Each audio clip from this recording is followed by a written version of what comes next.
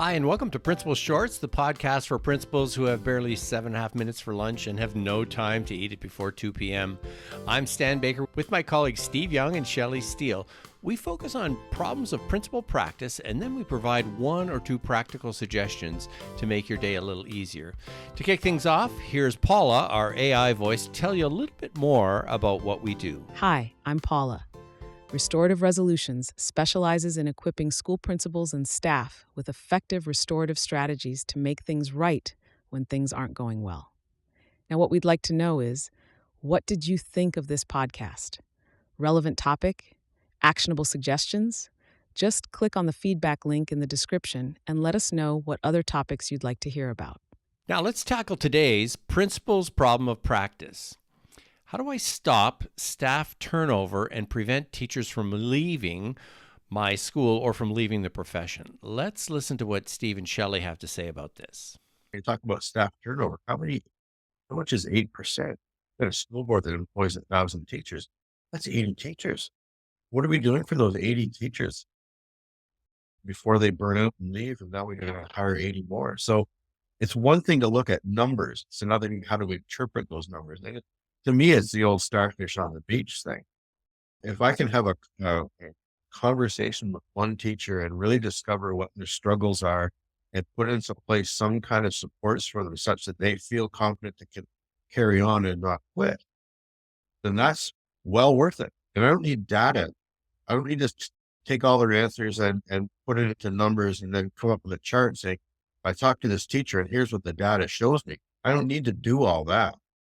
I just need to be able to deal with that one teacher. And if I can keep that one teacher from leaving the profession, then I'd say it's a successful day. That's the starfish on the beach thing. And so sometimes we look at the big numbers, we forget about on an individual basis. We need to be working with each person individually. And that's where our approach, that restorative approach, let's go in and ask some questions. Let's listen to what they're saying, and let's work with them to come up with solutions. Not to tell them what needs to happen.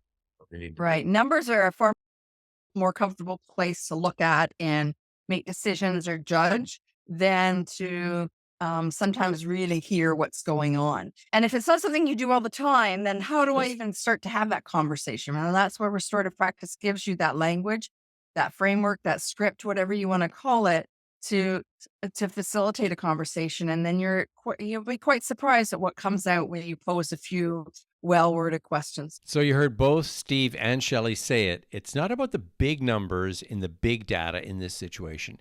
It's looking at the individuals. And so the question I have for you is, who's your starfish on staff? Who's the one person you have some concerns about that you as a principal could make a difference for?